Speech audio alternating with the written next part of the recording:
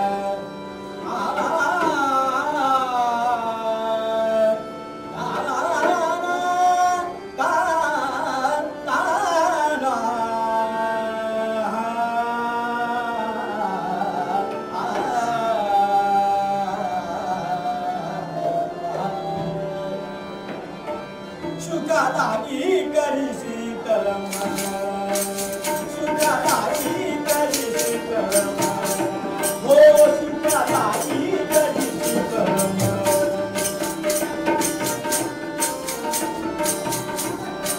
सुखादायी करी शीतलम हो सुखादायी करी शीतलम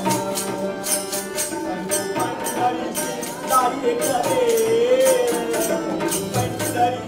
दाई करे मग तू अवघात सुंदर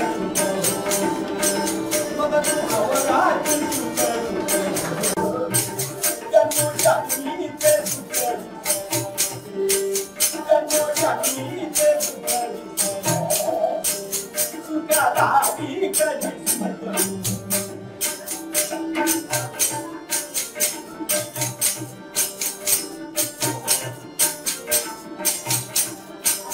चंद्रभागे करिता चंद्रभागे करिता चंद्रभागे करिता चंद्रभागे करिता दोष परती रामोरान दोष परती रामोरान दोष परती रामोरान सुखादायी करी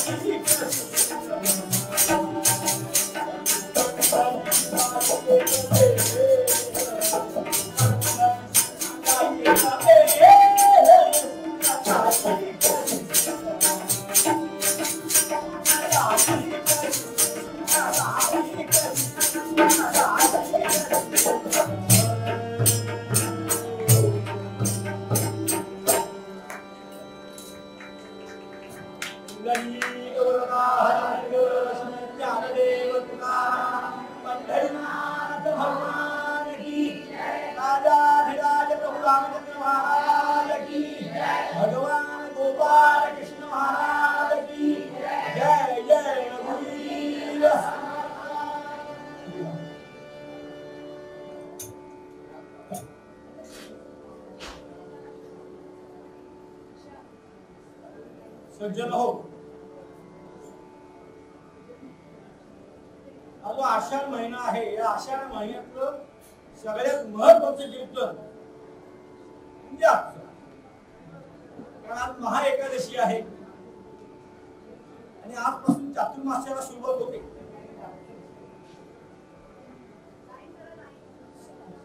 या आषाढ महिन्यात आषाढी एकादशीचं आणि गुरुपौर्णिमेचा अशी दोन महत्वाची कीर्तनं आहेत.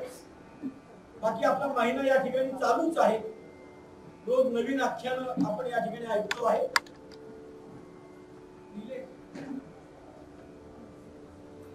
आजचं वातावरण खूप प्रसन्न आहे, आनंददायी वातावरण आहे. सकाळी 5:30 पासून महाराज उठलेले आहेत.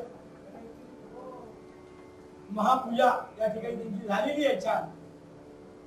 आणि दिवसभर भक्तांची रेलचेल आहे दर्शनाकरता. प्रसाद वाटप चालू आहे. सर्व आनंदाचा दिवस आहे. सकाळपासून भजन चालू आहे, कीर्तन आहे. संध्याकाळी पुन्हा भजन असतील. आणि मी कालच सांगितलं कीर्तनामध्ये की भगवंत कुठे नाहीये, तर भगवंत चराचरामध्ये व्यापून आणि भरून उरलेला आहे. पंढरपूरला गेलो म्हणजे आम्हाला विठोबा भेटेल असं काही नाहीये. जो पंढरपूरला आहे ना तोच इथे आहे, हे लक्षात घ्या. जळी स्थळी काष्टी पाषाणी असं म्हटलेलं आहे. जो पंढरपूरला आहे तोच इथे आहे आणि तोच वडाळ्याला आहे. तो वडाळ्याचा वेगळा, मग दादरचा वेगळा असं काही नाही. देव एकच आहे, सगळे देव एकच आहे. कुणी गणपतीला बसतो, कुणी शंकराला बसतो, कुणी पांडुरंगाला बसतो. तत्व एकच आहे ना. तपशील जरी वेगळा असला तरी तत्व एकच आहे. शेवटी तिथे डोकं टेकायचं. मार्ग एक आहे बघा, येण्याचा आणि जाण्याचा. हा, तो वकील असो किंवा हमाल असो, मार्ग एकच आहे प्रत्येकाचा. हा, तुम्ही कुठल्याही भगवंताला भजा, तो नमस्कार शेवटी तिथेच पोहोचणार आहे. मग तळमळ पंढरपूरला गेलो नाही, पंढरपूरला गेलो नाही असं काही म्हणण्याचं कारण नाही. तुम्ही वारीला गेलो नाही, आणि हीच वारी आहे, हे पंढरपूर आहे, हाच आनंद आहे. आज सकाळपासून मी पंढरपुरातच आहे असं मला भास होतोय. कारण मी जाऊन आलो ना, आयुष्यात एक वारी केली आहे. माणसानं आयुष्यात एकदा तरी वारी करावी असं म्हणतात की आफ्टर रिटायरमेंट मी काय केलं तर पहिली वारी केली. म्हणजे पुन्हा पाय ठीक राहतील न राहतील, गुडघे हालतील. जोपर्यंत तब्येत उत्तम आहे, 4 वर्ष आधी रिटायरमेंट घेतली. पहिलं काय केलं तर पंढरपूरची वारी केली. कारण आयुष्यभर ते रस्त्याने जाणारे वारकरीच पाहिले. मग ते संध्याकाळी राहतात कुठे, जेवतात कुठे, किती वाजता उठतात, बेडिंग कुठे असतं, पाठीमागे काय आहे पडद्याच्या, काय काय त्यांना सहन करावं लागतं, हे मला पाहायचं होतं. आणि पायी वारी गेल्यानंतर पंढरपूरचा भगवंत दिसेल की नाही हे पुन्हा प्रश्नचिन्ह आहे. त्याप्रमाणे वारीला गेलो, 2 मित्र बरोबर घेतले, त्यांची मानधन भरलं आणि मजल दर मजल करत करत निघालो. पहिला टप्पा सासवडचा पुण्यापासून. आयुष्यात तरी 30 किलोमीटर एका वेळेस चाललोच नाही. म्हणजे दादर रेल्वे स्टेशन ते हे एवढंच चाललो. पण 30 किलोमीटरचा टप्पा पावसा पाण्याचा पार केला. भयंकर पाऊस, गुडघे सुटले. सासवडला गेलो 30 किलोमीटर, तिथं भयानक पाऊस. हो, त्या चपलीचा अंगठा तुटला. आणि सासवड पासून आत 3 किलोमीटर परत यांच्या राहोट्या, तिथं मुक्काम. काही विचारू नका. परत सगळी घरातली सवय, बेसिन जागेवर, वॉशरूम जागेवर, तिथं सगळं उलट मैदान. काही सुधरेच ना. हो, पहिल्या दिवशी असं वाटलं उगीच आलो आपण. पण पाठीमागे प्रेशर करणारे भरपूर मध्ये असं काय करताय, पंढरपूरला जायचंय, तुम्हीच सांगतो ना कीर्तनामध्ये ते पराब्रह्म आहे म्हणून. सावळा गोजीला मदनाचा पुतळा आहे, बघायचा ना आपल्याला, चला म्हणते. आणि करत करत करत करत दशमीला पंढरपूरला पोहोचतो. काय आनंद आहे पंढरपूरला. जे थकलो भागलेलो होतो ना ते सगळं विसरून गेलो आम्ही त्या ठिकाणी गेल्यावर. फक्त कळसाचं दर्शन मात्र घेतलं. पांडुरंगाला सांगितलं की आज कळसाचं दर्शन पुन्हा केव्हा आलो तर निश्चितपणे माझं दर्शन होईल. त्याप्रमाणे नंतर अनेक वेळा जाणं झालं. हा भाग वेगळा. नंतर मला त्या पंढरपूरजवळ 5 किलोमीटर अंतरावर करकुंभ नावाचं गाव आहे. फक्त 5 किलोमीटर अंतरावर. तिथं मला चंपाषष्ठीचं नवरात्र पडलं. आणि ज्याच्याकडे व्यवस्था होती तो म्हटला, बुवा पंढरपूर पाहिलंय का? म्हणजे एकदा गेलो तो भाऊ पाहिजे. तो मला यायचंय का उद्या? म्हणलं चला. आणि तो सिक्युरिटी गार्ड होता. तो म्हणला मी तिथे गेलो की सगळे बाजूला सरकतात. तुम्ही चला म्हणला माझ्याबरोबर. आणि पाठीमागून लोक ओरडतील, त्यांच्याकडे लक्ष देऊ नका. आणि जमलं तर पगडी घाला म्हणला.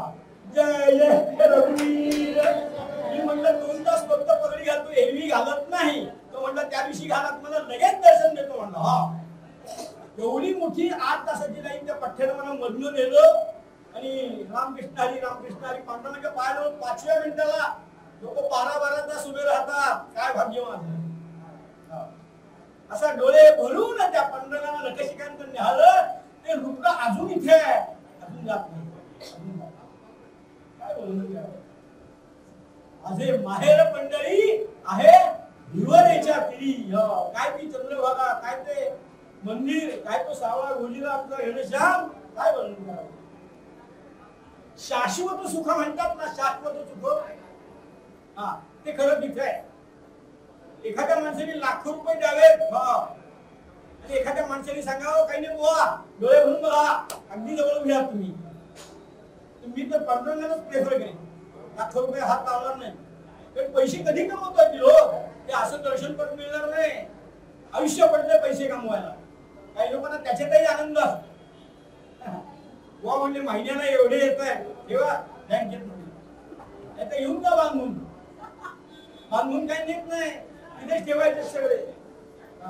तो जो आनंद आहे ना, ब्रह्मानंद परमानंद ज्याला म्हटलं जातो, तो आनंद निसर्गात दुनियेत कुठेही आपल्याला मिळणार नाही. त्याला शाश्वत सुख म्हणतात. उगीच नाही, इथे कोणालाही आमंत्रण नाहीये. सकाळपासून 5:30 वाजल्यापासून कोणालाही आमंत्रण नाहीये. सगळे उत्स्फूर्तपणे इथे येतात. मी पाहतो एवढी मोठी लाईन आहे. काहीतरी असेल गेलं तिथे, काहीतरी जादू आहे गेले. कुणाला कॉल आहे मंदिरातर्फे, या आज आषाढी आहे, सकाळी 5:30 पासून मंदिर उघडं आहे, 10:30 पर्यंत या तुम्ही. कुणालाही कॉल नाहीये, कुणालाही मेसेज नाहीये. सगळी लोक उत्स्फूर्तपणे येतात. का तर त्या साजीला गोजीला त्या घनश्यामाचं दर्शन आपल्याला घ्यायचं आहे. आज एकादशी आहे. आजपासून देव शयनी एकादशी ज्याला म्हणतात. म्हणून शाश्वत सुख काय आहे तर भगवंताचं नामस्मरण, भगवंताचं दर्शन, भजन, कीर्तन. आणि संत म्हणतात की जे ग्रंथ आपल्या समोर ठेवलेले आहेत की जे कधीही संपणार नाही. त्याने संत जरी नसते तरी त्या रूपाने ज्ञानेश्वरी ठेवलेली आहे, मनाचे श्लोक ठेवलेले आहेत, दासबोध ठेवलेला आहे. संत आपल्याजवळ कुठेही गेलेले आहेत संत. म्हणून त्यांचं स्मरण आपण करायचे. ती इथेच आहे. देहानं जरी नसले तरी मनानं वाचानं ते आपल्या जवळ आहे. मला म्हणजे समर्थ रामदास कुठे केव्हा गेले म्हणले, काही नाही, मनाच्या श्लोकाचं पुस्तक ठेवा खिशामध्ये. समर्थ आपल्या बरोबरच आहे. मी कालच सांगितलं की पांडुरंग कुठेही नाहीये. जळी स्थळी काष्टी पाषाणी सगळीकडे भरून उरलेला आहे. भूजल तेज सबिला रमेशाची काष्टा जिथे असते भरला, स्थिरतेने व्यापून अवघा तो जगत आत्मा दशांगुले उरला. भगवंत इथेच आहे आणि ते खरं शाश्वत. तांडव महाराज आपल्याला आजच्या अभंगामध्ये हेच सांगतात. काय त्या नामदेवांचं वर्णन करावं म्हणजे सगळ्या संतांचं प्रेम भगवंतावर होतं नाही असं नाही. सगळ्यांचं क्लोज रिलेशन होतं. आपलं जसं घरी असतं का नाही त्याच्यापेक्षा थोडं जास्त म्हणलं तर हरकत नाही. इतकं भगवंतावर प्रेम होतं. ज्ञानेश्वरांचं काय, ज्ञानेश्वर भगवान विष्णूचाच अवतार होता, तिथे विषयच नव्हता. ज्ञानेश्वर काय, तुकाराम काय, नामदेव महाराज काय, हे जी सगळी संत मंडळी होती ना, आतोनात प्रेम आणि क्लोज रिलेशन आणि सहवास आणि चर्चात्मक गोष्टी यांच्यामध्ये घडायच्या. पांडुरंग बोलायचे, देव बोलायचे, आधी अडचणीला देव कामाला यायचे. त्यांच्याकडे काय रिलेशन असतील. निर्गुणात्मा भगवंत आमच्याशी बोलायचा, तो सगुणामध्ये आला. कुंडलिकानं वीट टाकली आणि त्याच्यावर देव उभे राहिले आणि ते शिलामय झाले, ते आमच्याकरता झाले. त्याप्रमाणे असा हा पांडुरंग की नामदेवांचं एक क्लोज रिलेशन होते की त्यांची रचना आपण निरूपणाकरता घेतली रे. ते नामदेव महाराज म्हणजे आणि भगवंत दयातनं नाटकात येईल. म्हणजे नाम्या कुठे गेला हे त्या गोणाईला कधी शोधावंच लागलं नाही. तिला माहिती होतं हा 101% कुठे असणार, मावळामध्ये असणार. कुठे जाणार नाही म्हणजे म्हणजे मुलगा कुठे हे शोधण्याकरता दुसऱ्यांच्या घरी जावं लागायचं नाही. तिला 100% माहिती होतं नाम्या रावळातच आहे म्हणजे, आणि नाम्या तिथेच असायचे. देवाशी बोलायचे, देवाबरोबर जेवायचे. नामदेवांना माहित नव्हतं की वडील नामदेवांची पूजा करायची ना रोज. पूजा केल्यानंतर ते देवाला नैवेद्य दाखवायचे भाताचं पातेलं घेऊन. वडील गावाला गेले एक दिवशी म्हणजे नाम्याला जा, आई म्हणाली जा देवाला नैवेद्य दाखव. पण ते नंतर गाईला गोग्रास करून घालायचे. पण नामदेव महाराज म्हणले देवा तू रोज जेवतो ना म्हणले आणि माझ्या हातचं जेव. बोलाय म्हणजे एवढा उशीर कसा काय झाला म्हणले देवा नामदेवाला परत यायला. म्हणलं देव जेवतच नव्हते, हे स्वीकार झालं ना. आता देव जेवले एवढा मोठा आनंद आहे. म्हणजे नामदेवांच्या हातचं देव जेवायचे. दिवाळी आली ना की नामदेव महाराज देवा या आमच्या हरिफळाला. आपण जसं मित्राला बोलवतो ना तसं नामदेव महाराज देवाला बोलवायचे. देव म्हणायचे अरे मी जर तुझ्याकडे फळायला आलो तर इथे कोण उभं राहणार म्हणजे. अहो तुम्ही काय काळजी करता, मी उभा राहतो म्हणजे. काय योग्यता होती नामदेवांची. हो असं हे नामदेव महाराज भक्ती रसामध्ये डुंबून निघालेले नामदेव महाराज, ज्यांची पद्य रचना आपण निर्माणाकरता घेतली आहे. साधी आणि सोपी रचना महाराजांनी आपल्याकडे मांडलेली आहे. काय म्हणतात महाराज की सुखा लागी करीशी तरी तू पंढरीशी जाये, मग तू अवघात सुख रूप होसी, जन्मोजन्मीचे दुःख विसरसी. सुखा लागी करीशी तर किती छान म्हणले महाराजांनी. सुखा लागी करीशी तरी तू पंढरीशी जाये. मी मगाशी सांगितलं माणसाने आयुष्यात एकदा तरी पंढरपूरला जावं आणि त्याला डोळे भरून पाहावं. ते शाश्वत सुख आहे, ते शाश्वत सुख आहे. आम्हाला शाश्वत काय आहे आणि अशाश्वत काय आहे हे कधीच कळलं नाही. म्हणून आयुष्यात पंढरपूरला जायचं, डोळे भरून भगवंताला बघायचं, चंद्रभागेमध्ये स्नान करायचं, सगळ्या पापांचा तिथे गेल्यानंतर नाश होतो आणि त्या भगवंताला हृदयात साठवायचे आणि त्याला बरोबर घेऊन यायचं. म्हणून सुखा लागी कशी तळमळ लागली पाहिजे पंढरपूरला जायची. सुखा लागी कशी तळमळ तरी तू पंढरीशी जाय, मग तू अवघाची सुख होती. या भगवंताचं दर्शन घेतलं, त्याला डोळे भरून पाहिले की सगळ्या पापांचा नाश होतो आणि सुखच सुख आपल्या पाठीमागे गेला, आनंद आपल्या पाठीमागे गेला. बाकी दुसरं काय करण्याची गरज नाही. जेवणाला एक त्याचं नामस्मरण घेतलं आणि त्याला डोळे भरून बघितलं की विषय संपला. म्हणून सुखा लागी कशी त्याला म्हणून असं म्हणते. त्याला पाहिल्यानंतर जे सुख आहे ना ते काही वेगळंच आहे. तुम्हाला सांगतो ते काही वेगळंच आहे. मी पंढरपूरला जाऊन आलो, 15 दिवस पायी वारी केली आणि गेल्यानं पुण्याला आल्यानंतर काळा ठिक्कर पडलो. लोक म्हणले पुवा तुम्ही काळे पडला.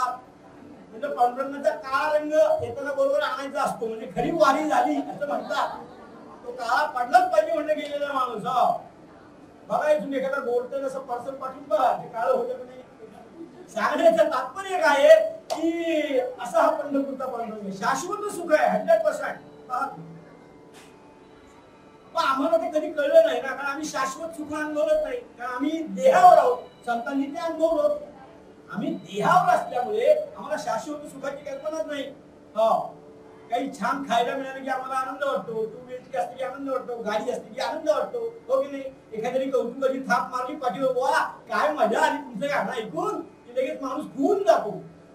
कारण काय तर आम्ही देहावर, आम्ही देहावर. ज्ञानेश्वरी असं म्हटलं तरी म्हटलंच नाही की मी ज्ञानेश्वरी लिहिली, मी ज्ञानेश्वरी लिहिली, वा काय ज्ञानेश्वरी लिहिली पहा म्हणले. हो आणि तेही 16व्या वर्षी असं कधी माऊली म्हणाली का? नाही म्हणाली. त्यांना माहिती होतं हे कार्य आपल्या हातून घडायचं आहे. संत त्याच्याकरताच आले, आपल्या हातून कार्य घडायचं ते कार्य त्यांनी केलं आणि कार्य झाल्यानंतर निघून गेले. आम्ही वाट बघत असतो कोण आपल्याला वा म्हणतंय, कधी फोटो येतात आपले, कधी कोणी सिग्नेचर घेतंय, कधी कोणी सेल्फी करता उभं करताय, याचीच वाट बघतो.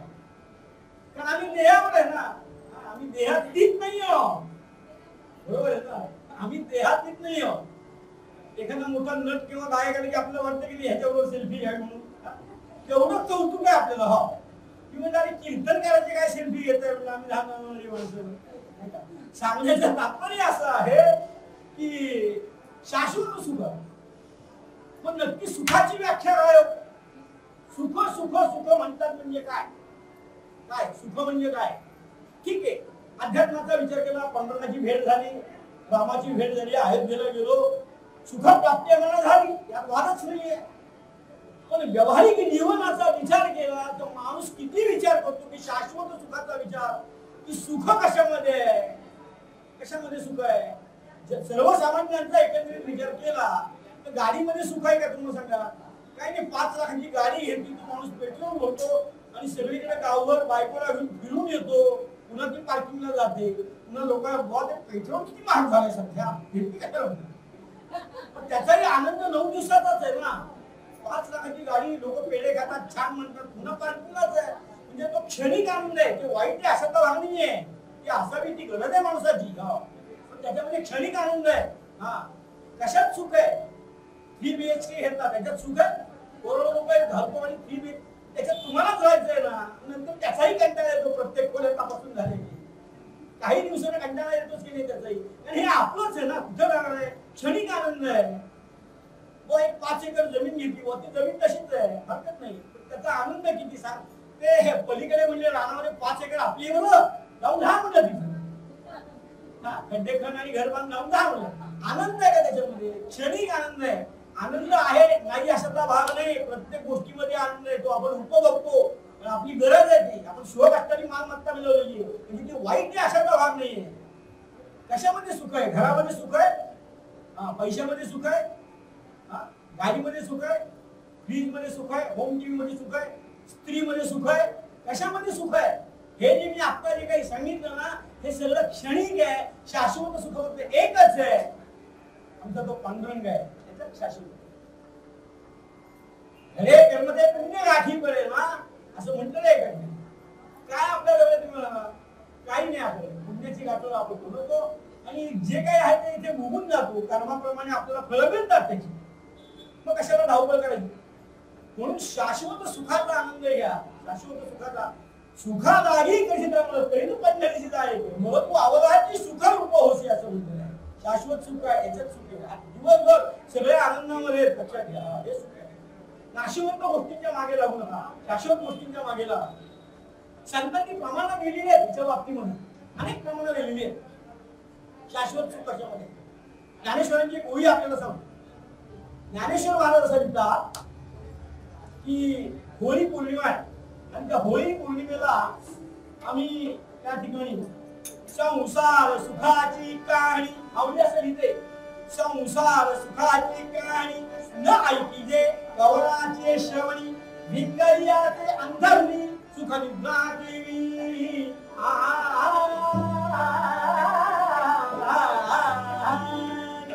आवडी असं लिहिते की संसार सुखाची कहाणी न ऐकिजे गवळाचे श्रवणी.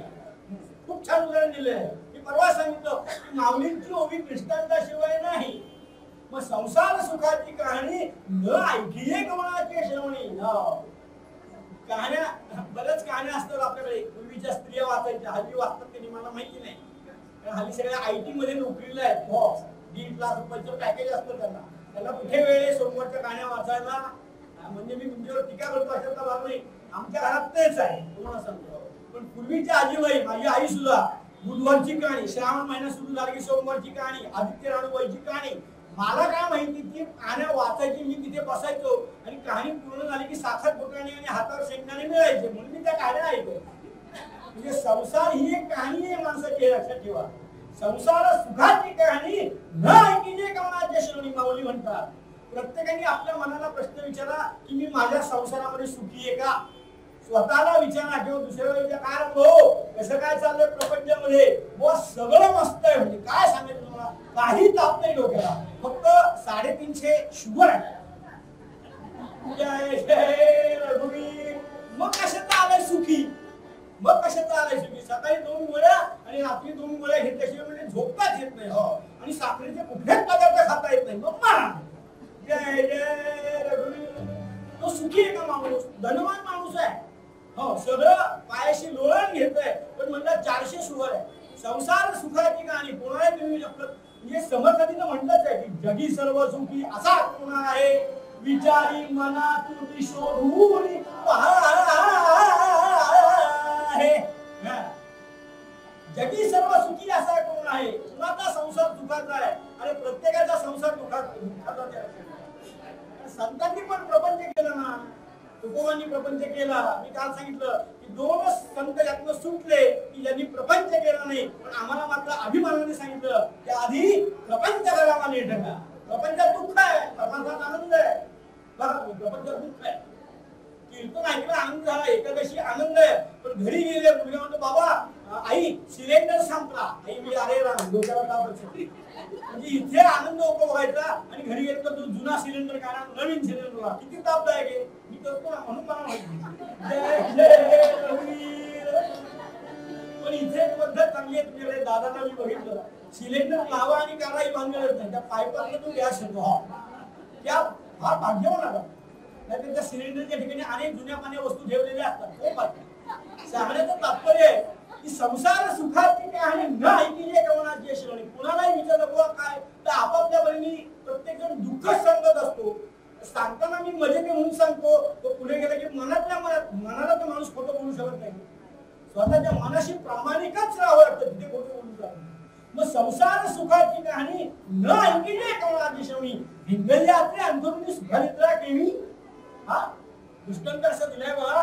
होळी पौर्णिमा आहे आणि त्या होळी पौर्णिमेला छान अशी होळी पेटवलेली आहे. आपल्या सगळ्यांना माहिती आहे होळी पौर्णिमेला. आणि त्यात सगळं छान अशी होळी पेटवली आहे आणि ती होळी धगधगती अशी हो. आणि एखाद्या माणसानं असं सांगितलं का तुम्हाला कधी ऐकलंय का हो काय बुवा ती होळी पेटली आमच्या अंगणामध्ये आणि रात्र झाली त्या होळीवर मी गादीत टाकली आणि काय झोप लागली म्हणजे. आणि म्हणशील ना त्या होळीवर गादी टाकली तर असं कधी होऊ शकतं का?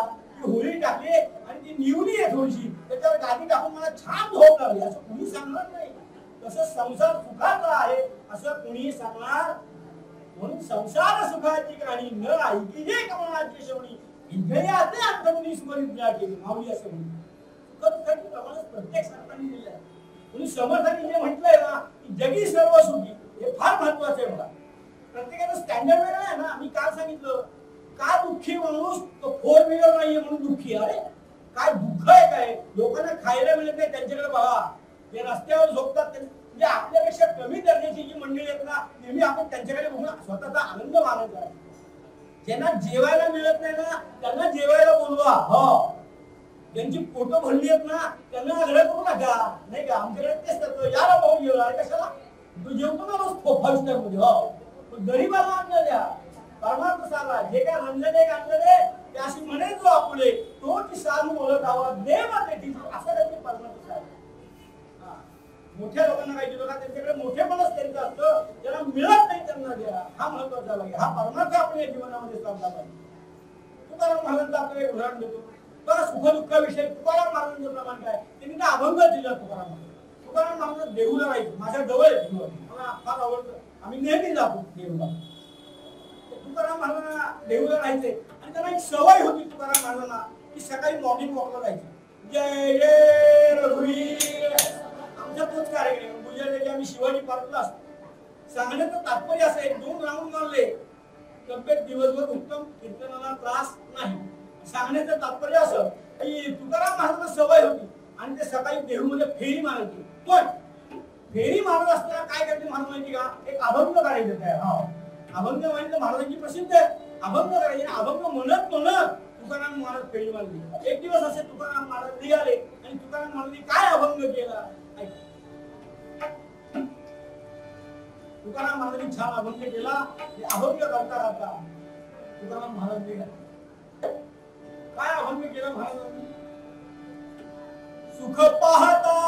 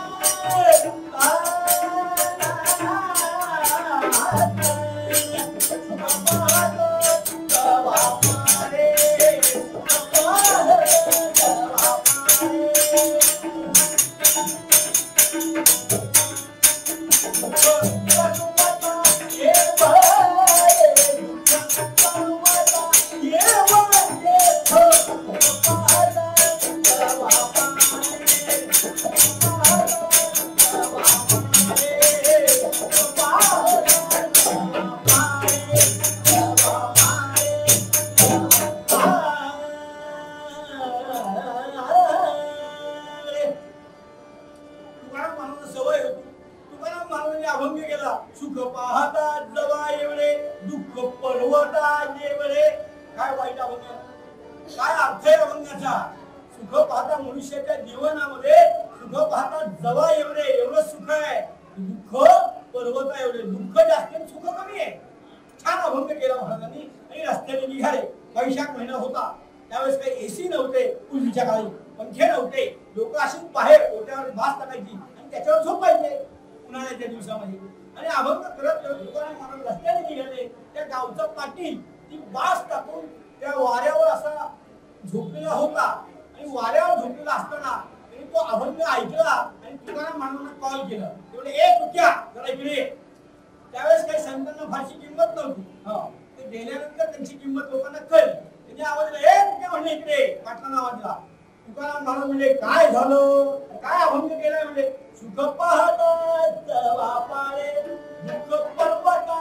तुकाराम महाराज म्हणजे काय चुकलं, काय अभंग काय केलं म्हणजे सुख पाहता जवा एवढे मला काय कमी म्हणजे नोकर चाकर दास दासी घरामध्ये सगळं भरपूर भरलेलं आहे म्हणजे. तू सांगतो सुखा पाहता जवा एवढे मला काहीच दुःख नाहीये, मी सुखी आहे म्हणजे, धनवान आहे, भरपूर आहे, गाई म्हशी पुढे सगळं आहे म्हणजे माझ्याकडे. एक काम कर, उद्यापासून अभंगामध्ये बदल कर.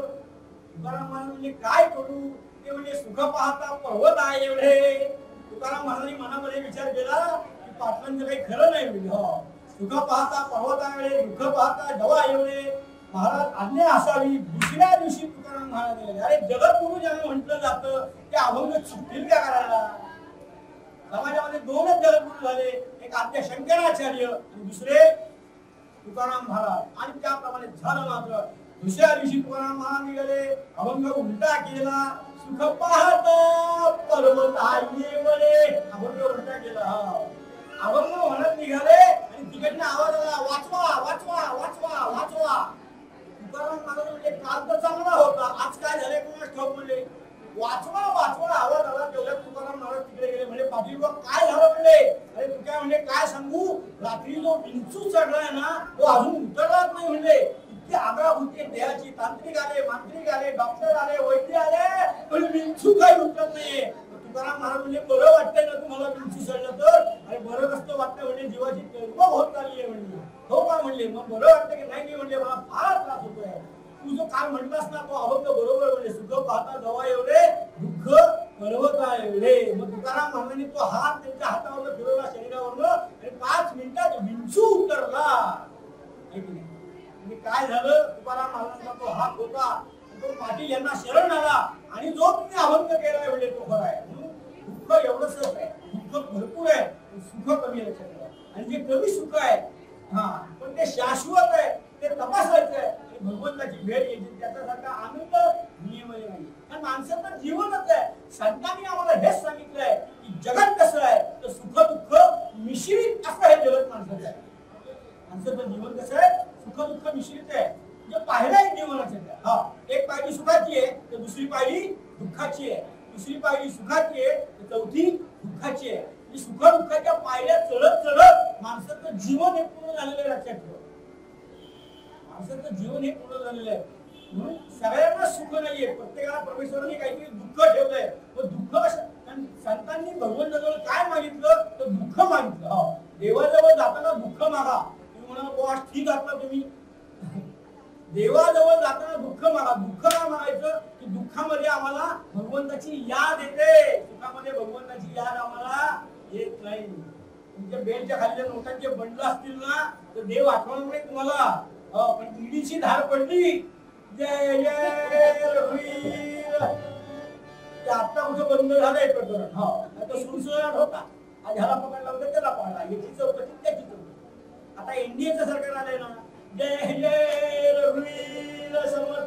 सांगण्याचं तात्पर्य असं आहे की सुखाचे बंड असतील तर आम्हाला हे होत नाही, पण धार पडली की आम्हाला दुःख होतं. म्हणजे सुख दुःखाच्या पायऱ्या. राजा भर्तृहरी होते, एवढा दृष्टांत सांगतो आणि विषय आवडतो आणि पावणेसाला आख्यान पूर्ण करायचं. मला हे सांगा की राजा भर्तृहरी होते आणि राजा भर्तृहरींनी कागदपेन घेतला आणि एका नगरामध्ये राजा भर्तृहरी गेले. नगरामध्ये गेल्यानंतर राजा भर्तृहरींना प्रश्न पडला की या नगरातले लोक सुखी आहेत का दुःखी आहेत, हे राजाला बघायचं होतं. त्या नगरातले लोक सुखी आहेत का दुःखी आहेत हे बघायचं होतं. कारण काय, माणसाचं जीवन मी आता सांगितलं की सुख दुःख मिश्रित असं हे माणसाचं जीवन आहे. त्याप्रमाणे राजाला वहीत घेतलं आणि नगरात पहिल्या गल्लीमध्ये प्रदक्षिणा आली तर राजाला तिथे आनंद दिसला. लाल चुटूक पगड्या घातलेले 25 ब्राह्मण एकत्र होते आणि वेगवेगळ्या विषयावर त्यांचं विचारांचं आदान प्रदान त्या ठिकाणी चालू होतं. सगळे विद्वान ब्राह्मण. राजा म्हणला या गल्लीमध्ये सुख आहे. राजा दुसऱ्या गल्लीमध्ये गेला तर तिथे दुःख दिसून आलं. अंत्ययात्रेची तयारी चालली होती. बाबा खूप चांगला होता, बाबा खूप चांगला होता. अरे रे राजा म्हणला तिथे दुःख आहे. पहिल्या गल्लीत राजाला सुख दिसतं, दुसऱ्या गल्लीत दुःख दिसतं. राजा तिसऱ्या गल्लीमध्ये गेला. तिथे गाण्याची वैभव चालली होती. इकडे माधवीताई पेटीला, इकडे देशमुख तबल्याला, मध्ये गायक होते मात्र. आणि अशी सुंदर अशी पैठणी, आता म्हणत नाही कारण मला वेळ नाही, अशी सुंदर अशी पैठण त्या ठिकाणी चाललेली होती. राजा म्हणला या गल्लीमध्ये आनंद आहे. राजा पुढच्या गल्लीमध्ये गेला तर राजाला वेगळंच दृश्य दिसलं.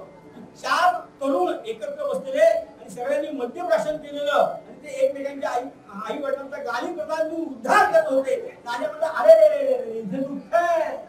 राजा आणखी पुढे गेला. 2 मुलं अशी कोपऱ्यावर उभी होती. रस्त्यावरून 16 वर्षाची युवती चालून तिचं तारुण्य न्याहाळत होती. राजा म्हणला इथे आनंद आहे. सुख आणि दुःख. राजाने शेवटी असा विषय मांडला की एका गल्लीत सुख आहे तर दुसऱ्या गल्लीमध्ये दुःख आहे. म्हणजे जगात कसं आहे तर सुख दुःख मिश्रित असं आहे माणसाचं जीवन आहे, जग आहे. एक पायरी सुखाची तर दुसरी पायरी. आयुष्यभर सुख प्राप्ती भोगली तर आम्हाला परमेश्वराची आठवण येणार नाही. म्हणून रात्री निसताना आणि सकाळी उठल्यानंतर भगवंताचं दर्शन घ्या. त्याच्यासारखा दुसरा आनंदच नाही. एकदा तरी आयुष्यात पंढरपूरला जा, त्याला डोळे भरून पहा, नाही का. चंद्रभागे करता स्नान तुझे दोष पळती राहणार. चंद्रभागे स्नान करून या. मागच्याच महिन्यात जाऊन आलो. पंधरा आषाढी सुरू झाली आणि आज एकदा आपण दादरला अडवलो की पंढरपूरला जायला जमणार नाही. मी गेल्या महिन्यातच जाऊन आलो. डोळे भरून जरा बघितलं. चंद्रभागेमध्ये डुबी घेतली. हो. आणि सांगण्याचं तात्पर्य की माझ्या विठोबाची आलाबाला घ्यावी. लोकांकडे घालता महाद्वारी. हो. माझ्या विठोबाची आलाबाला. नामदेव महाराजांनी आलाबाला हा शब्द इतका परफेक्ट वापरलेला आहे. तुम्हाला सांगतो आलाबाला म्हणजे काय माहिती का. बऱ्याच दिवसातनं मुली की सासरून माहेरी आली की त्या आईला आनंद होतो. आली ग पिंपी माझी. अशी मोठं मोठं त्याला आलाबाला घेणे असं म्हणतात. अशी पंधरा आलाबाला घ्या. नामा म्हणे उपमा काय द्यावी माझ्या विठोबाची आलाबाला घ्यावी. आणि शाश्वत सुखाचा आनंद मिळवायचा. आणि जीवनात याच्यासारखं परब्रह्म कुठेही भेटणार नाही. दिवसभर इथे बसतात तरी आनंद आहे. लक्षात घ्या तरी आनंद काही कमी नाही. अनंताचा दरबार आज या ठिकाणी झालेला आहे. म्हणून नामदेव महाराज पूर्व पद्यामध्ये आम्हाला राहिलेल्या विषय आपण उद्या म्हणूया.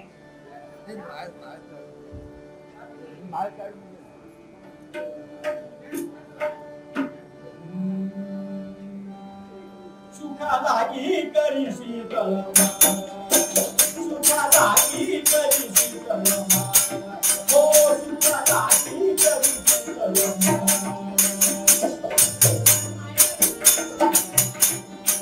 सुखालागी करी शीतल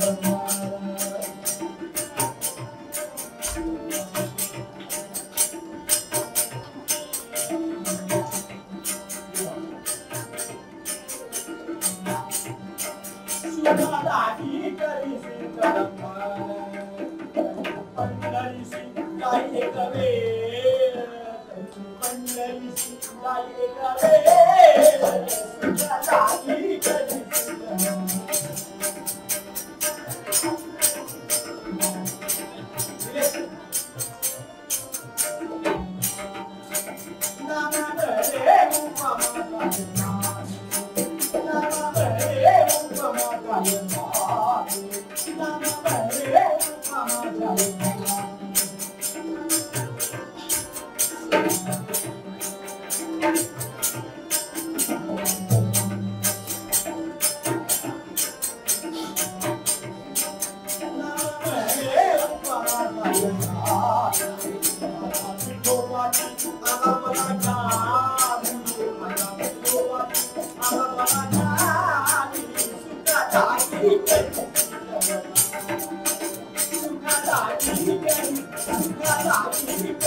सुखालागी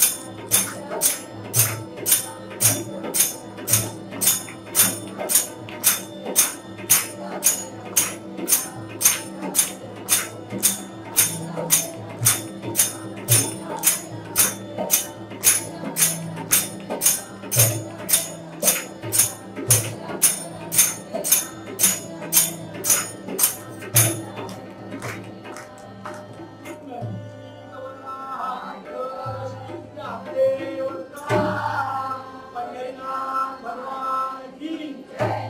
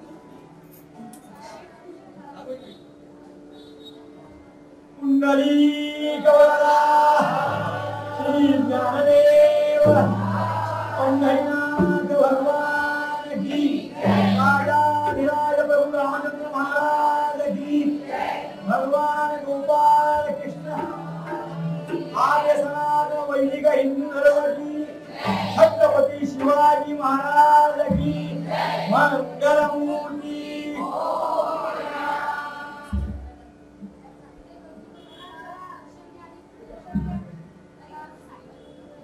सुखा लागी कशी तळमळ तरी तू पंढरीसी जाय एक वेळ मग तू अवघाची सुखरूप होसी जन्मो जन्मीचे दुःख विसरती सुखा लागी कशी तळमळ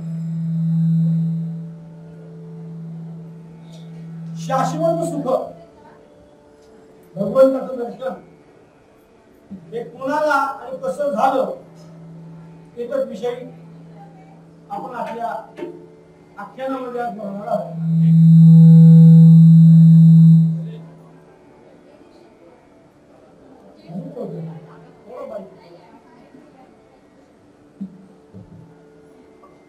काय परिस्थिती होती. ज्ञानेशो भगवान विष्णू ज्ञानेशो भगवान विष्णू निवृत्ती भगवान सोपानी ब्रह्मदेवेश मुक्ताख्या ब्रह्मचित्तला कुंडली गवळा. ज्ञानेश्वर महाराज भगवान विष्णूंचा अवतार, सोपान महाराज ब्रह्मदेवाचा अवतार. आमचे निवृत्तीनाथ ज्ञानेश्वर निवृत्ती सोपान मुक्ताबाई हे चार भावंड मुक्ताख्या चित्त्याला म्हणलं जातं ती आमची मुक्ताबाई.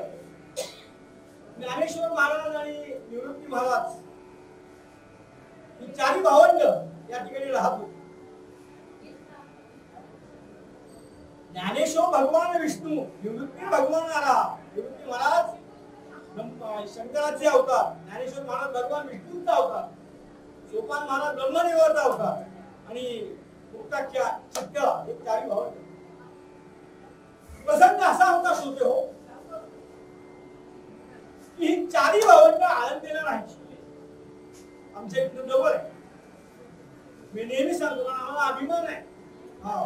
ज्ञानोबा आमच्या जवळ, तुकोबा आमच्या जवळ.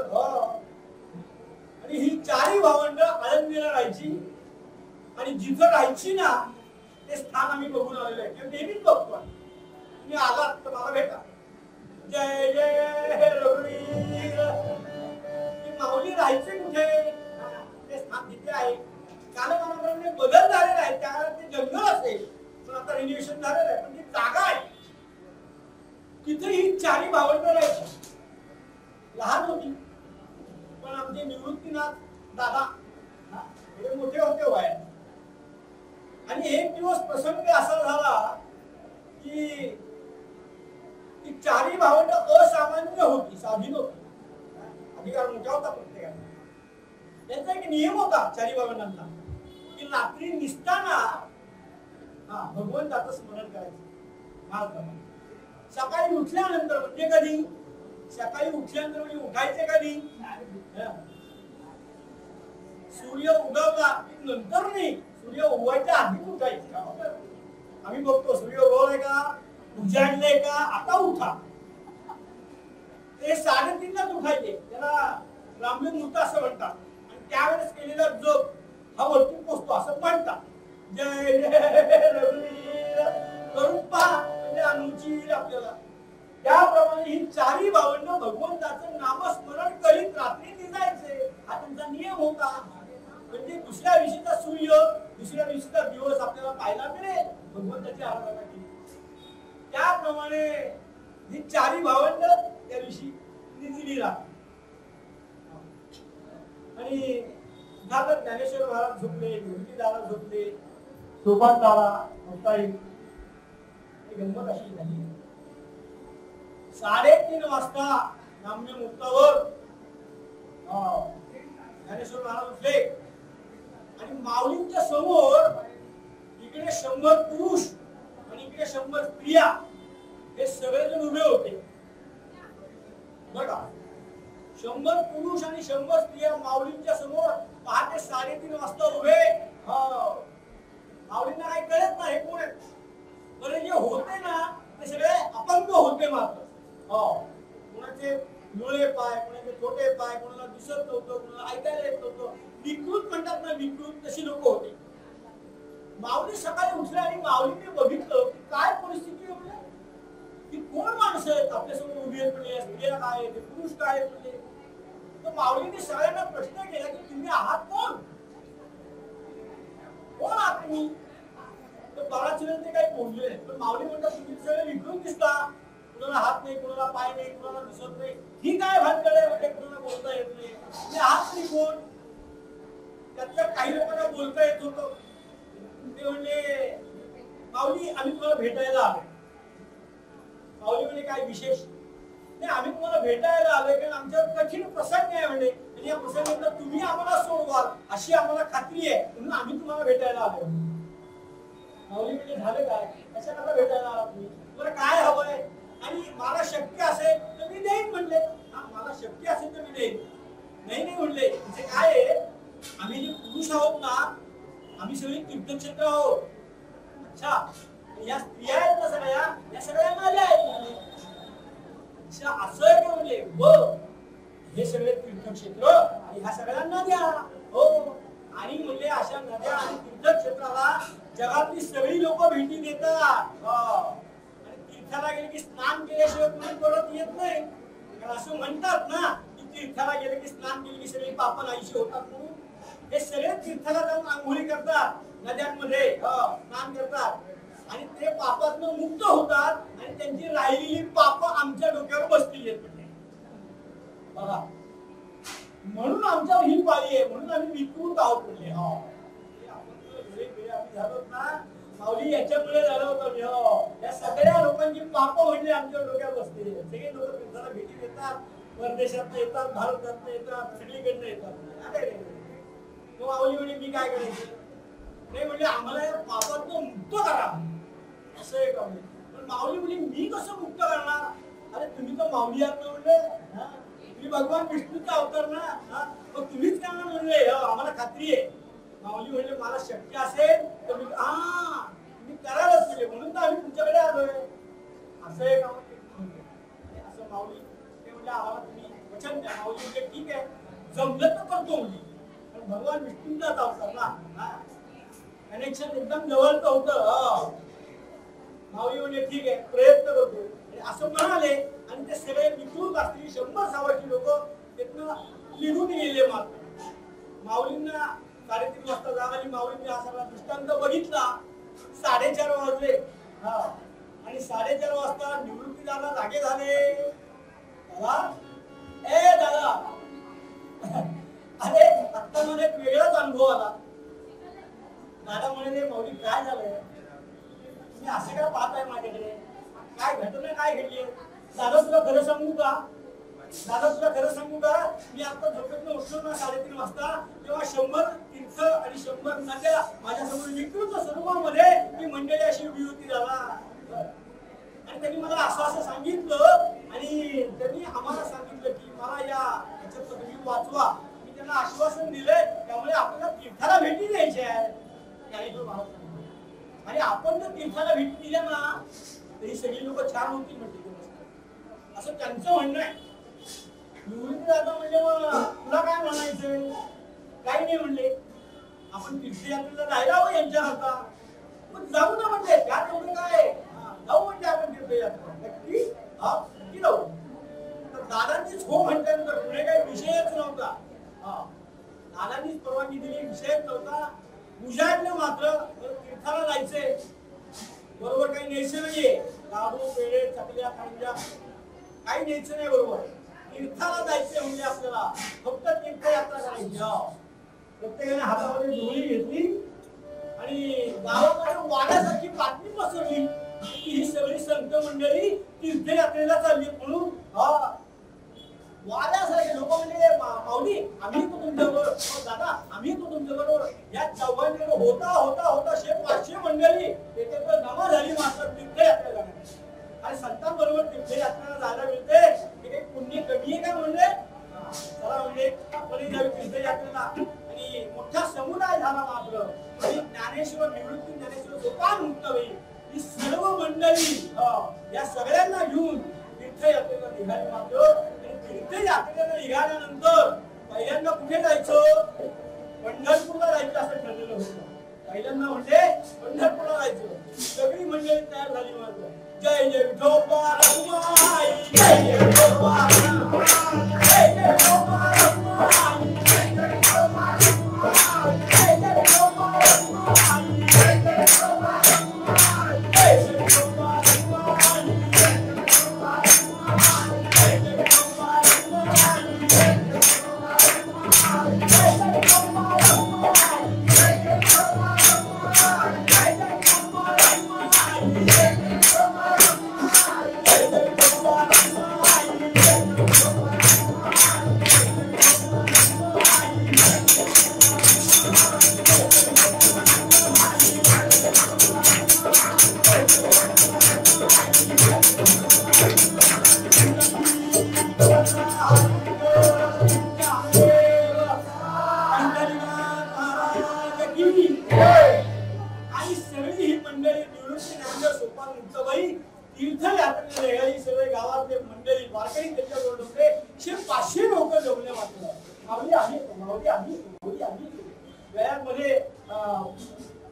पिशव्या घेतल्या प्रत्येकाने आणि तीर्थयात्रेला निघाले. बरोबर काही घ्यायचं. आणि होता होता गजर करत करत सगळी मंडळी पंढरपूरला पहिल्यांदा पंढरपूर तीर्थयात्रेला जायचे खरं. पहिल्यांदा पंढरपूर. कारण काय माहितीये का, कुठेही जायचं असलं ना की त्याची परवानगी त्याच्या परवानगीशिवाय काही काम करायचं नाही असा नियम होता. त्याप्रमाणे पंढरपूरला जायचं, देवाची परवानगी घ्यायची. देव म्हणजे ग्रँटेड तर जायचं. जय जय रघुवीर समर्थ. त्याप्रमाणे ही सगळी मंडळी पंढरपूरला गेली. चंद्रभागेमध्ये स्नान केलं आणि सगळ्यांचे प्रमुख ज्ञानेश्वर महाराज ते आणि एक वारकरी रावळातनं देवासमोर. देवा तुला भेटायला आलोय.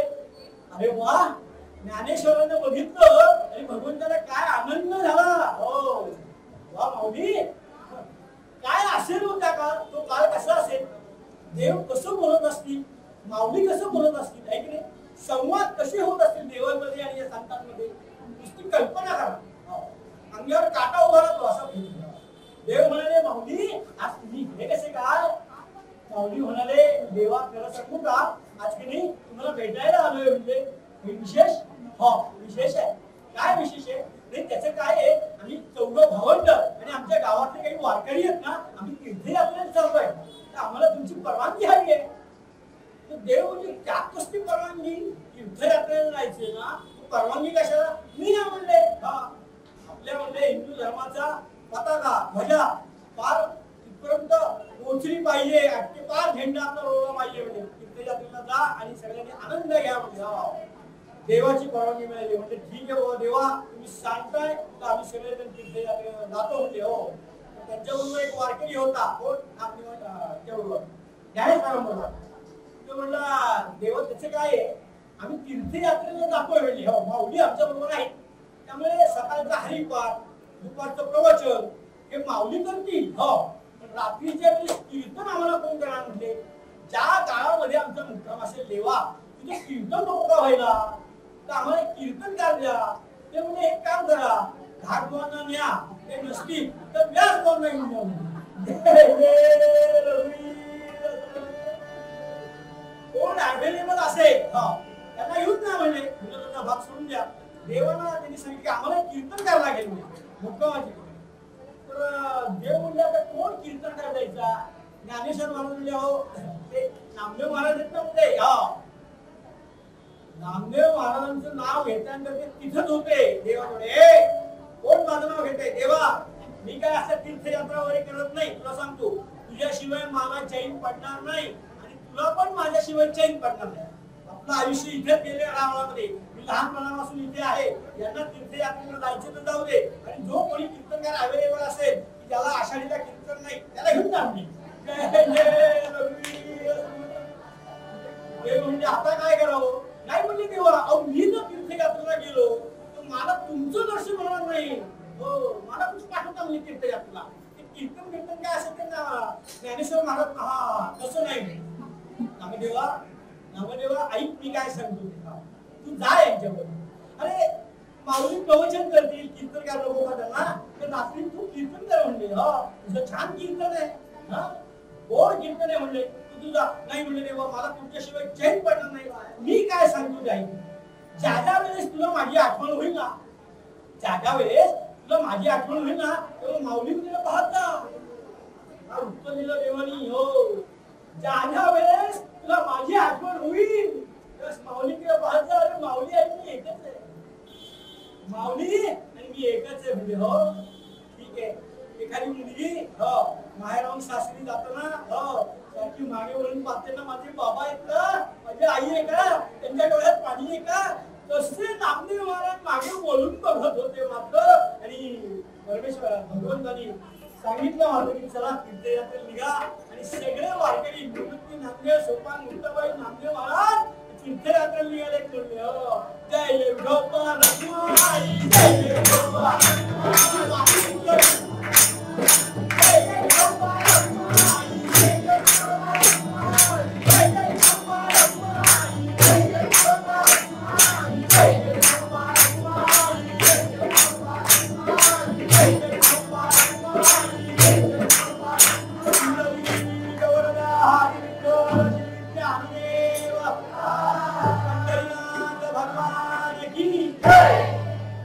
तीर्थयात्रा निघाली.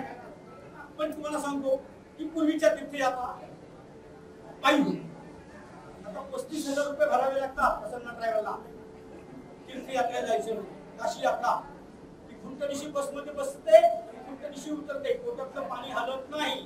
35,000. पण आता पायी पूर्वीच्या तीर्थयात्रा होत्या. आता सगळा खेळ याच्यावर झालेला आहे. पाहतो पण आपण जाहिराती यांच्या पायी तीर्थयात्रा चाललेल्या. नामदेव, निवृत्तीनाथ, सोपानदेव सगळे त्या तीर्थयात्रेमध्ये होते. मात्र पण काही तीर्थयात्रा आमच्या वामन पंडितांनी एक श्लेष साधलेला आहे बाबा, पावला या शब्दावर. वामन पंडित असं लिहितात, तीर्थान गेला जन पावलान. पावला या शब्दावर श्लेष साधलेला आहे वामन पंडितांनी.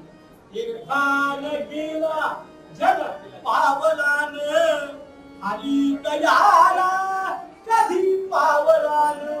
पावला शब्द कसा बसवलाय नीट ऐका. 4 वेगळे अर्थ आहेत. हे वामन पंडित. तीर्थान गेला कधी पावलान, आणि दयाला कधी पावलान, गाठी दयाच्या कधी पावलान. पावला म्हणजे पैसा. गाठी दयाच्या कधी पावलान, आणि भाया दया हाणी ती कुंडली गवराला. समन्वय वाले सांगण्याचं इथे सगळ्यांना समजलं. 12 बहिणी कीर्तन सांगण्याचं तात्पर्य असं की पायी तीर्थयात्रा निघाले. होता तीर्थयात्रा पुढे सरकली. होता तीर्थयात्रा पुढे सरकली, आणि पंढरपुरातनं ती तीर्थयात्रा पुण्याला आली. मी हे मनाचं सांगत नाहीये की त्या काळात पुण्याला आली असणारच. जय जय पंढरपुरात निघाले, पुण्याला आले, आणि पुण्याहून पुढे मुंबईच्या दिशेने सरकले. दादरला नाही गेले ते, मुंबईच्या दिशेने सरकले. ते कल्याणपर्यंत पोहोचले. ती पालखी वारी त्यांची, आणि कल्याणवरून पुन्हा पुणे फिरवलं मात्र. आणि जो नाशिकला रस्ता जातो इगतपुरीकडे, आपल्या सगळ्यांना माहिती असेल, त्या इगतपुरीकडे त्यांची पालखी वळली. आणि इगतपुरीच्या पुढे एक कपिलधारा नावाचं तीर्थक्षेत्र आहे. बऱ्याच लोकांना ठाऊक असेल, मी अजून पाहिलेलं नाही. कपिलधारा नावाचं तीर्थक्षेत्र आहे. त्या गावाजवळ त्यांची ती पालखी आली. पालखीचे टाळ मृदुंगाचे आवाज त्या गावातल्या लोकांना आले. पालखी येते. सगळे लोक आडवे झाले. रस्ता अडवला मात्र. रस्ता अडवला, आणि ज्ञानेश्वर, नामदेव, सोपान, मुक्ताबाई, नामदेव महाराज सगळ्या लोकांनी त्यांना विनंती केली की आपण संतांची मानलेली आहे, साधू संत साधू संत येती घरा तुमची दिवाळी दसरा म्हणजे आपण आला आम्हाला आनंद वाटताय गावकऱ्यांना. हे सगळ्यात पहिलं तीर्थक्षेत्र आहे की आपली पार्टी इथे आलेली आहे. तेव्हा आज आपण इथे मुक्काम करा. माऊलींनी सांगितलं की गावकरी म्हणतायत आपण कपिलधारा तीर्थक्षेत्राला पहिला मुक्काम करूया. म्हणून गावकऱ्यांनी एका ठिकाणी वस्ती यांची सगळ्यांची व्यवस्था केली. सगळ्यांनी मुक्काम केला. दुसऱ्या दिवशी पहाटे 3:30 वाजता हे उठले. सगळ्यांचं आम्ही झालं मात्र आणि हरिपाठाला सुरुवात. हरी मुखे म्हणा हरी मुखे म्हणा पुण्याची गणना कोण करी. हरी मुखे म्हणा हरी मुखे म्हणा पुण्याची. हरिपाठ सुरू झाला आणि हरिपाठ सुरू संपल्यानंतर जसं उजाडलं तसे नामदेव महाराज ज्ञानेश्वर महाराज या ठिकाणी प्रवचनाला बसले. आता ज्ञानेश्वर महाराजांचं प्रवचन म्हणजे काय असेल हे फक्त आपण मनातल्या मनात कल्पना करणार. असा अमृतानुभव आल्यासारखं ज्ञानेश्वर महाराजांचं प्रवचन चाललेलं. ते 100-200 वारकरी त्या गावातली सगळी मंडळी त्या ठिकाणी उपस्थित होती. मात्र ज्ञानदेव नामदेव सावतामाई भजन करीती वेळोवेळी उच्चस्वरे हरिनामे झालं. मात्र त्या ठिकाणी प्रवचन सुरू झालं मात्र आणि सगळे कट लावून आमच्या ज्ञानेश्वरांचं प्रवचन श्रवण करतात. काय ज्ञानेश्वरांची भाषा होती. अजूनही ओवी उघडली आणि लवकर फुटत नाही. हो असं ज्ञानेश्वरांची अवघड भाषा मराठी. आणि त्याप्रमाणे भगवद्गीतेवर केलेली टीका होती. मात्र त्याप्रमाणे ज्ञानेश्वरांचं प्रवचन त्या ठिकाणी संपलं आणि सगळ्या वारकऱ्यांचं लक्ष आता कुठे गेलं. नामदेवांकडे गेलं. आता नामदेवा आता तुझी पाळी होती. नामदेव महाराज म्हणले अरे एवढं सुरेख प्रवचन नामदेवान ज्ञानेश्वरांचं ऐकलेलं आहे. अरे याच्यानंतर मी काय कीर्तन करणार नाही का. मी काय कीर्तन करणार नाही म्हणले नामदेवा. प्रवचन जरी ज्ञानेश्वरांचं झालं तरी तुम्हाला कीर्तन हे करावंच लागेल. पांडुरंगाला सांगून आम्ही इथे आणलेलं आहे म्हणले तुम्हाला. आता नाही म्हणू नका. पण ज्ञानेश्वरांनी विनंती केली नामदेवा जरा कीर्तन करा. आता काय ते नामदेवांचं कीर्तन. नामदेव कीर्तन करी पुढे बा नाचे पांडुरंग. आता आम्हालाच नाचावं लागतं. एवढी कुठली तपश्चर्या आहे आमची. एवढी कुठली तपश्चर्या आहे. आता पुढे 15-20 वर्ष झाले कथा करायला लागले. सांगण्याचं तात्पर्य नामदेव कीर्तन करायला लागले की भगवंताचा पितांबर म्हणून करायचा. अंगुष्ठरूपाने भगवान ते नाचाचे असं एकरूप होऊन नामदेवांचे कीर्तन त्या ठिकाणी सुरू झालं.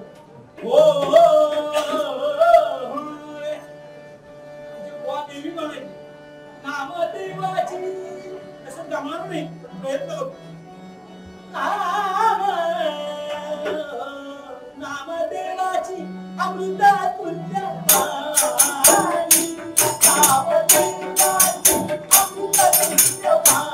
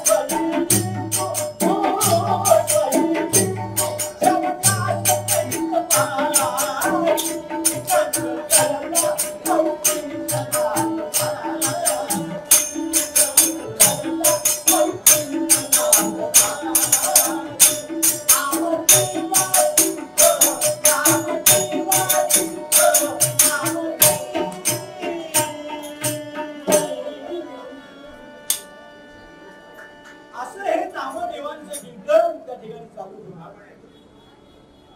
एवढा मोठा आनंदाचा सोहळा, एवढा मोठा आनंदाचा सोहळा होता. मोठे हो सगळेजण नामदेवांचं कीर्तन ऐकण्यामध्ये तल्लीन झालेले होते. जसे आता आपण माझा तल्लीन झालेले होते. नामदेवांचं कीर्तन ते रसाळ कीर्तन, भक्तिभावपूर्ण कीर्तन. श्रोते हो, त्या गावामध्ये एक ब्राह्मण राहतात त्या तीर्थाला, आणि त्या ब्राह्मणाचं नाव कमलाकर असो, बायकोचं नाव शुद्धवती असो, आणि त्यांना एक मुलगा होता, त्याचं नाव होतं गोपाळ. आणि झालं मात्र, आणि या ब्राह्मणानं बायकोला सांगितलं की उजेडा बसायचंय, आता आषाढी आहे, जरा पाणी घेऊन या म्हणले. ती म्हणली आणायचं पाणी आणायचंय तर 4 कपडे मी पिळून येते नदीवर जाऊन. म्हणून झालं मात्र त्या शुद्धवतीनं हंडा घेतला, कपडे घेतले तिथे पिळण्याकरता म्हणून, आणि निघाल्या मात्र आणि त्या कपिलधारा तीर्थावर त्या मंदिरामध्ये नामदेवांचं कीर्तन चाललेलं होतं. केवढा मोठा आनंद. कुंडली भगवान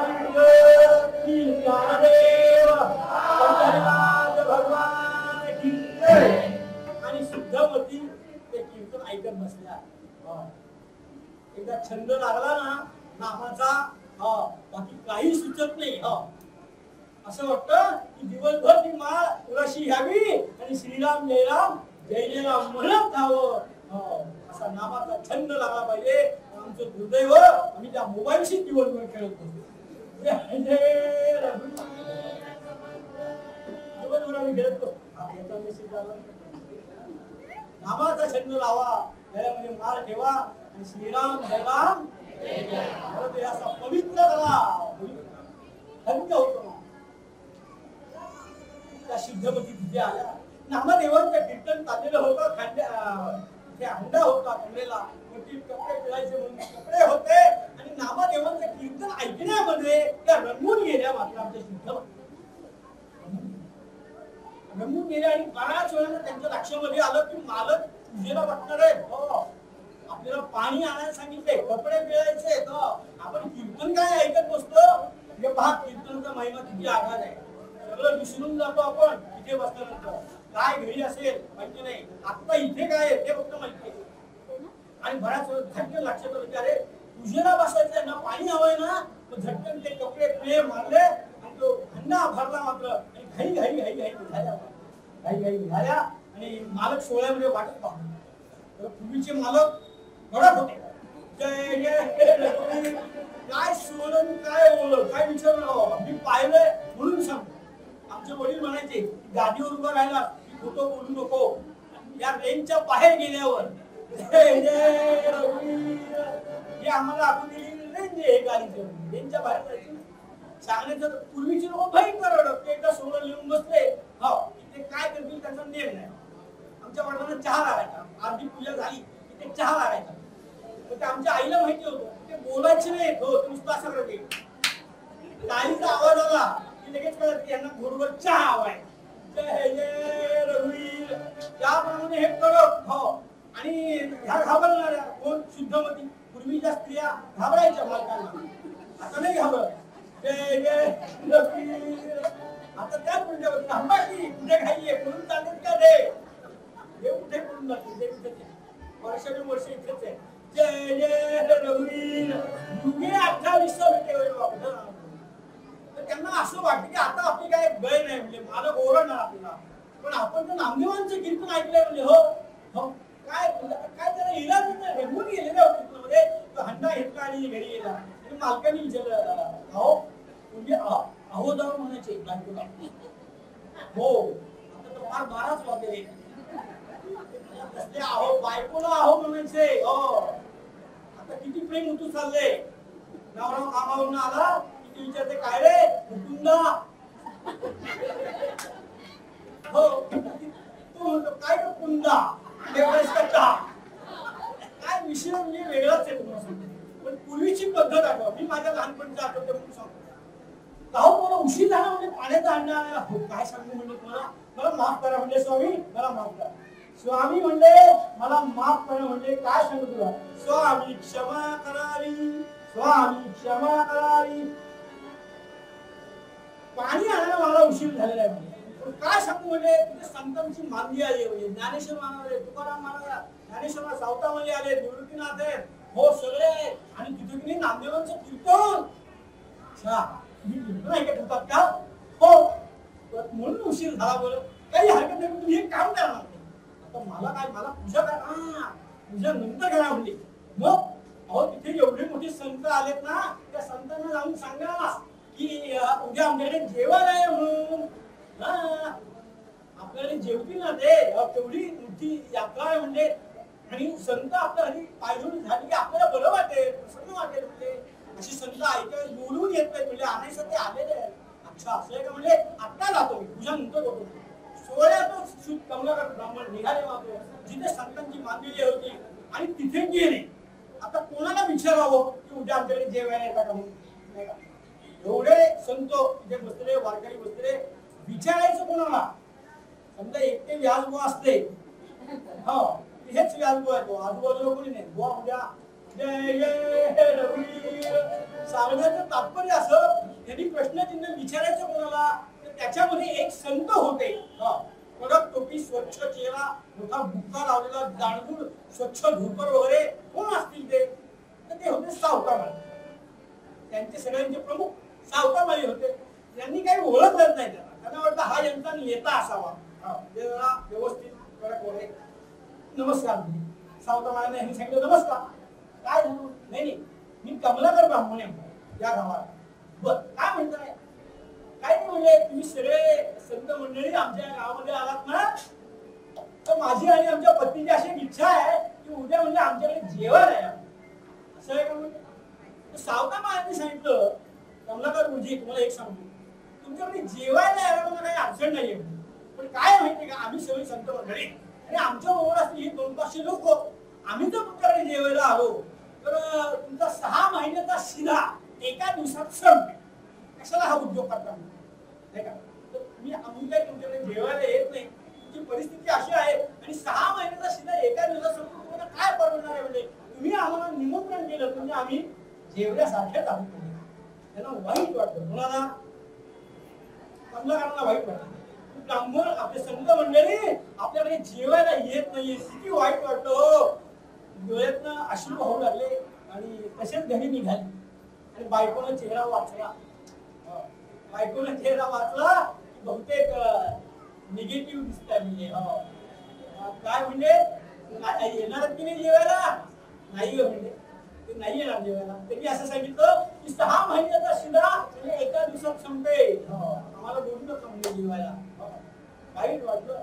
दोघा नवरा बायकोच्या डोळ्यात ना घरघर अश्रू वाहू लागले. मात्र घरघर अश्रू वाहू लागले. काय करावं म्हणजे? आणि हे दोघं नवरा बायको रडत होते. त्यांचा 5 वर्षाचा मुलगा, त्याचं नाव गोपाळ असं होतं. आता नीट ऐका. 5 वर्षाचा मुलगा गोपाळ त्याचं नाव होतं. तो गोपाळ खेळून खेळातनं बाहेर आला, बाहेर घरामध्ये आला आणि बघितलं अरे आपले आई वडील रडतायत. आता कुठले आई वडील रडल्यानंतर मुलांच्या पुढे प्रश्नचिन्ह निर्माण होईल की नाही? बाबा काय झालं? आई काय झालं? का रडताय? का तुमच्या डोळ्यामध्ये पाणी आहे? अरे बेटा तुला काय सांगायचं म्हणजे काय झालं मला सांगा. शक्य असेल तर मी प्रयत्न करेन बाबा. अरे बेटा तू लहान आहेस. नाही मला सांगा तुम्ही. त्याचं नाव गोपाळ होतं. तुम्ही सांगितल्याशिवाय मला चैन पडणार नाही. म्हणजे अरे आपल्या गावात तिने म्हणजे हे सगळे संत मंडळी आले, त्यांच्याबरोबर वारकरी आहेत. म्हणजे मी त्यांना निरोप द्यायला गेलो की उद्या आमच्या घरी जेवायला या. तर उद्या संतांनी मला सांगितलं की आम्हाला जमणार नाही म्हणून. अरे बाबा असं का?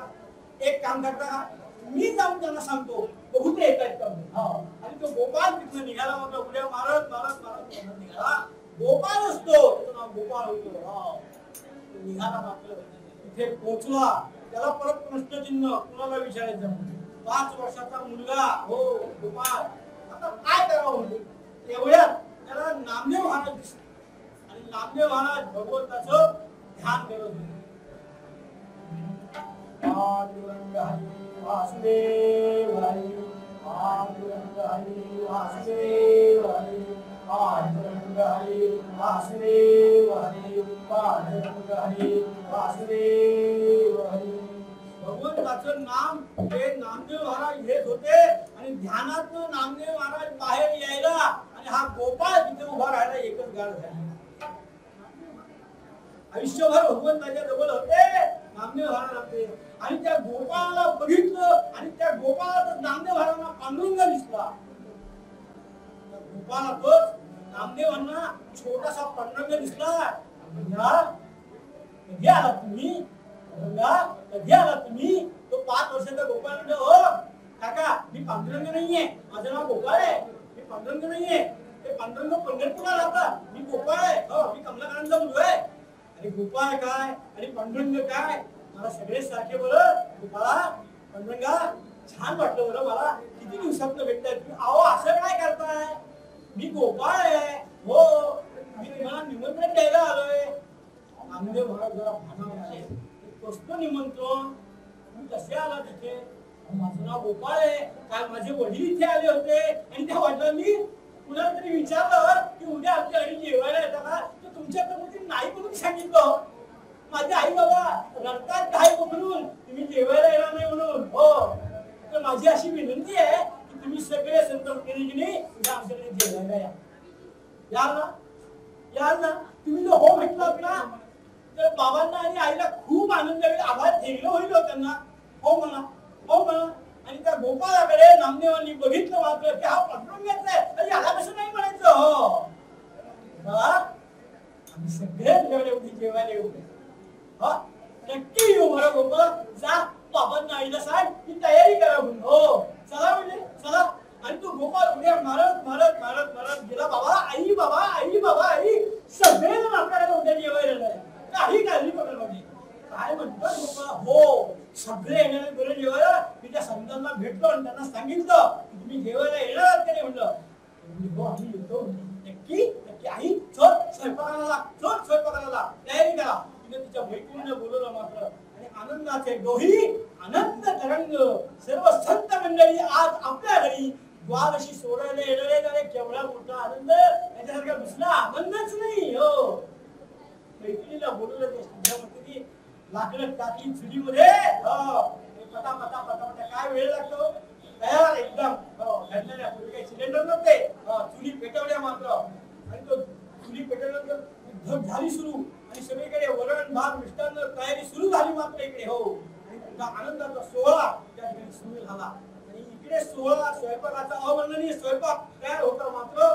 आणि तेवढ्यामध्ये त्या गोपाळाने आईला सांगितलं, ए आई मला भूक लागली आहे, ए आई मला भूक लागली, काहीतरी खायला दे म्हणले, काहीतरी खायला दे.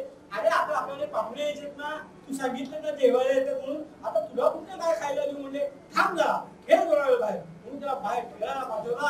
आणि या सगळ्या मंडळीचं भजन त्याला त्या ठिकाणी ऐकू येत होतं की सगळी मंडळी आज आपल्याकडे जेवायला येणार आहेत.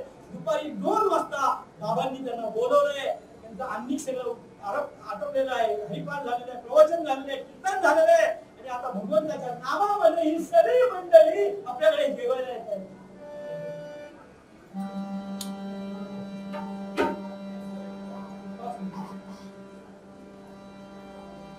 देवा विठ्ठल देव मुला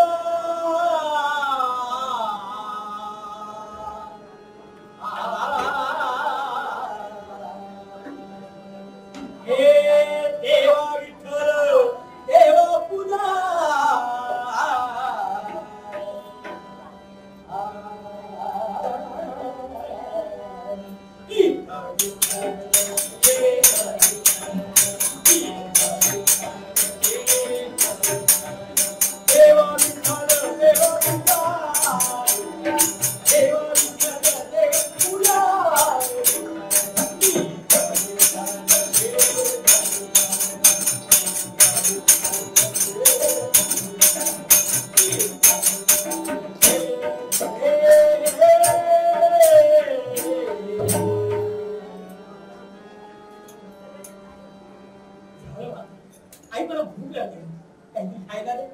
आई मी एक काम कर, मैत्रिणीला सांगितलं याला 2 भाकर टाकून दे, पण बाबा एक काम कर, मला दुसरी चूल पेटवावी लागेल, तर तू वरती माळ्यावर जा आणि तिथनं 4 लाकडं खाली टाक, म्हणजे दुसरी चूल पेटवली की 2 मिनिटात तुला ती ताई तुला हे करून दे, घातर करून दे, हो काही हरकत नाही म्हणजे ठीक आहे.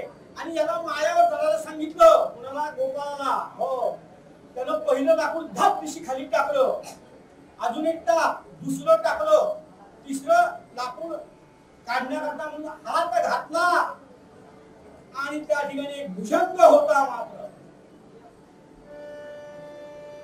एक हरी महाभुजंग, एक लहरी महाभुजंग, काळे पडले सर्वांग, मुखे बोलोनी श्री पांडुरंग, देह ठेविला गोपाळ. ते दुसरं लाकूड हातामध्ये घेण्याकरता गोपाळाने हात घातला आणि त्या मुजंगाने त्याचा चावा घेतला आणि गोपाळ तिथल्या तिथे पडला. आता काय करावं? गोपाळा अजून एक टाक लाकूड. आई सांगते गोपाळा अजून एक टाक लाकूड. आवाज येई ना. कमलाकरांना सांगितलं जरा वरती जाऊन बघा, गोपाळाचा आवाज येत नाहीये. काय करावं म्हणजे? कमलाकर म्हणजे पाहतो, हा काय झालं पाहतो. आणि कमलाकर वरती गेले तर गोपाळ काळा निळा पडलेला होता, तोंडातला फेस आलेला होता. आणि बहुतेक आमचा गोपाळ गेला. हो, खाली आले, बायकोला सांगितलं गोपाळ आपल्याला सोडून गेला म्हणजे, भुजंगाने चावा घेतला म्हणजे गोपाळाचा. धान मोकळून लागली मात्र माया. आता काय करावं म्हणजे? संत मंडळी जेवायचे, भगवंता काय केलं तू हे? कमलाकरांनी तिची शक्ती काढली. कमलाकर म्हणजे हे बघा, आज आपल्याकडे संत मंडळी जेवायला यायचे आणि त्यांना जर ही वार्ता समजली तर ते कुणीही जेवायला येणार नाहीत आपल्याकडे. तेव्हा एक काम करा, आता काही बोलू नका. जे काही रडायचंय ना, ती संत मंडळी येऊन गेली की आपण भरपूर रडूयात म्हणजे. पण एक काम करा, आता काही बोलू नका म्हणजे. त्या गोपाळाला घेतलं, त्याच्यावर पांढरं कापड टाकलं आणि एका खोलीमध्ये त्या गोपाळाला ठेवण्यात आलं. बरोबर 2 वाजता जय जय गोपाळ रखुमाई, जय जय गोपाळ, जय जय गोपाळ रखुमाई, जय जय गोपाळ. सगळे संत मंडळी आले. पहिल्यांदा ज्ञानेश्वर आले, नामदेव महाराज आले, सावकार माली आले, सगळे वारकरी आले. चला म्हणजे पांडव मांडली, माऊली बसा, नामदेव महाराज बसा, चौथोबा बसा. सगळ्यांना एकेका पानावर बसवलं, अन्न प्रोक्षण केलं मात्र. आणि कमलाकरांनी सांगितलं चला उशीर झालाय, करा सुरुवात. एवढ्यात नामदेव महाराज म्हणाले अरेच्या नाही अशी म्हणजे सुरुवात होते का? आम्हाला आमंत्रण देण्याकरता गोपाळ आला होता, तो आमच्या पंक्तीला असल्याशिवाय आम्ही जेवणार नाही. काय उत्तर देतील आईबाप? हो की नाही? ज्ञानेश्वरांचे आईबाप निघून गेले प्रायश्चित्त घेण्याकरता. चिठ्ठी ठेवली. दुसऱ्या दिवशी निवृत्तीनाथांनी सांगितलं की आता मीच तुमचा मायबाप आहे, लक्षात घ्या. काय परिस्थिती अशी पोरं पोरकी झाली हो त्यावेळेस. पण म्हणजे काय उत्तर नाही म्हणजे तो निजलाय म्हणजे गोपाळगिरी निजलाय म्हणजे. नाही निजला नाही, त्याला सांगा मी आलोय नामदेव महाराज, तो आम्हाला आमंत्रण द्यायला यजमान नको का म्हणजे जेवायला. असं काय करताय म्हणजे? आता काय उत्तर देणार? शेजारच्या खोलीकडे ठेवला होता तेवढ्या त्यांनी सांगितलं म्हणजे गोरोबा म्हणजे काय झालं ते. गोरोबा गेले ह्याच्या वडिलांकडून त्या खोलीमध्ये त्याला बाळाला ठेवलेलं होतं, पांढरं कापड त्याच्यावर होतं. गोरोबांनी प्रकार बघितला आणि नामदेवांना येऊन सांगितलं की म्हणजे अशी अशी परिस्थिती आहे, काय करायचं म्हणजे. आता नामदेव महाराज म्हणजे अरे गोपाळा, आता नामदेव महाराज तो पांडुरंगासारखाच होता, पांडुरंगाने त्याच्यात काही फरकच नव्हता. नामदेव महाराज म्हणजे चला उठा जेवायला बसायचं ना, चला उठा जेवायला बसायचं ना. अरे 2 वाजले, गोपाळा उठा, पांडुरंगा उठा, आम्ही आलो ना तुमच्या आमंत्रणाप्रमाणे, उठा उठा उठा. गोरोबांनी त्यांनी सांगितलं, गोरोबांनी ते म्हणजे ज्ञानदेवांकडे. नामदेव महाराज म्हणजे माझ्याकडे नको, नामदेवांकडे द्या. आपण आमंत्रण नामदेवांना दिलेलं आहे. आणि नामदेवांना त्या मुलाच्या पोटावरनं तोंडावरनं हात फिरवला आणि त्याला विनंती केली, पांडुरंगा उठा म्हणजे आता किती वेळ दिसताय, उठा किती वेळ दिसताय, उठा. हो हो करत करत त्या बाळानं डोळे उघडले मात्र. आणि डोळे उघडल्यानंतर पहिलं ते रूप नामदेवांना दिसलं ते साक्षात पांडुरंगाचं दिसलं. जो पंढरपूरचा विठोबा होता तोच हा गोपाळ होता, लक्षात ठेवा. डोळे उघडले आणि नामदेवांनी पांडुरंगाला बघितलं, डोळे उघडून बघितलं. अरे भगवंता का उशीर करताय म्हणजे, चला ना आमच्याबरोबर जेवायला. आणि पांडुरंगाला घेऊन कमलाकारांच्या घरी सगळ्यांनी द्वादशीचा उपवास सोडला. असा आनंद त्यांना मिळाला. नामदेव महाराजांना तो गोपाळाचा पांडुरंग दिसला, पंढरीतला पांडुरंग, ज्याच्याशिवाय नामदेवांना एक क्षणभर निश्चित पडेना. तो पांडुरंग नामदेवांना भेटायला गोपाळाच्या घरी आलेला होता. साक्षात भगवंताचं दर्शन आपल्याला जसं दिवसभर होत आहे तसं नामदेवांना दर्शन कृतार्थ झाली मात्र अशी कृतार्थ झाली. आणि ते भगवंताचं दर्शन घेतल्यानंतर आता पुढे विषय काय आहे? शाश्वत सुख हा एकच विषय होता. जवळून पांडुरंगाला बघितलं, शाश्वत सुख या सगळ्या संतांना मिळालं मात्र आणि त्यांनी तो आनंद द्विगुणित केला. तसं शाश्वत सुख नामदेव महाराज म्हणले, आपण पंढरपूरला गेला तर आपल्याला सुद्धा त्या पांडुरंगाला बघितल्यानंतर मिळेल. आयुष्यात एकदा तरी पंढरपूरला जा आणि डोळे भरून बघा. मूळ पद्यामध्ये जे नामदेव महाराज या ठिकाणी लिहून जातात, सुखा लागी करीसी सुखा लागी करीसी हो सुखा लागी करीसी